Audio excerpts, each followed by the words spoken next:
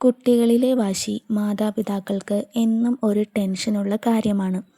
കുട്ടികളിലെ വാശി മാറ്റിയെടുക്കുന്നതിനുള്ള ഒരു വഴിയെക്കുറിച്ചാണ് ഈ വീഡിയോയിൽ സംസാരിക്കുന്നത്. അതിൻ്റെ പേരാണ് ടൈം ഔട്ട്. ടൈം ഔട്ട് എന്താണെന്ന് നമുക്ക് നോക്കാം.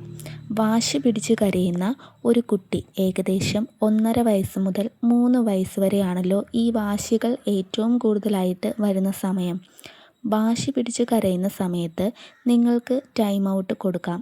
അതായത് കുഞ്ഞിൻ്റെ കണ്ണിലേക്കൊന്നും നോക്കാതെ ഒരു റൂമിൻ്റെ ഒരു കോർണറിൽ ആ കുട്ടിയെ കൊണ്ടുപോയി ഇരുത്തുക.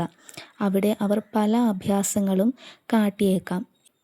കുറച്ചുകൂടെ മുതിർന്ന കുട്ടിയാണെങ്കിൽ ഒരു മുറിയുടെ ഉള്ളിൽ ആ കുട്ടിയെ വിടാം. പക്ഷേ ശ്രദ്ധിക്കണം, അവിടെ മൂർച്ചയുള്ള അപകടമുണ്ടാക്കുന്നതൊന്നും വയ്ക്കാൻ പാടില്ല. കോർണറിൽ ഇരുത്തുന്ന കുട്ടികളെ ശ്രദ്ധിക്കാതെ മറ്റെവിടെയെങ്കിലും നമ്മൾ ശ്രദ്ധിച്ചുകൊണ്ട് തന്നെ ഇരിക്കുക. ചെറിയ കുട്ടികൾ ആണെങ്കിൽ ചിലപ്പോൾ 2 മിനിറ്റ് കരയും, ചിലപ്പോൾ 4 മിനിറ്റ് കരയും. അങ്ങനെ ഇടയ്ക്കിടയ്ക്ക് കരയുന്ന കുട്ടികളുണ്ട്. ചില കുട്ടികൾ കുറേ സമയത്തോളം കരയും. ആ സമയത്ത് വളരെ ക്ഷമയോടെ ഇരിക്കുക.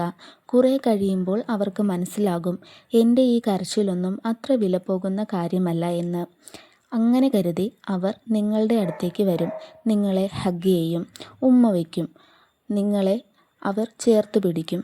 അങ്ങനെ നിങ്ങളുടെ അടുത്തേക്ക് ആ കുട്ടി വരികയാണെന്നുണ്ടെങ്കിൽ അവരെ ചേർത്ത് പിടിക്കുക. എന്നിട്ട് തോളത്തൊക്കെ ഒന്ന് തട്ടി തലോടുക. അതുവരെ വാശി പിടിക്കുന്ന സമയം നിങ്ങൾ മൈൻഡ് ചെയ്യാതെ ഇരിക്കുക. ഒരു വീട്ടിലെ എല്ലാവരും ശ്രമിച്ചാൽ മാത്രമേ കുട്ടികളിലെ ഇത്തരത്തിലുള്ള വാശികൾ ഒരുപോലെ നമുക്ക് മാറ്റിയെടുക്കാനായിട്ട് സാധിക്കുകയുള്ളൂ. അപ്പോൾ പുതിയൊരു വീഡിയോ ആയിട്ട് അടുത്ത ദിവസം വരാം. ബൈ.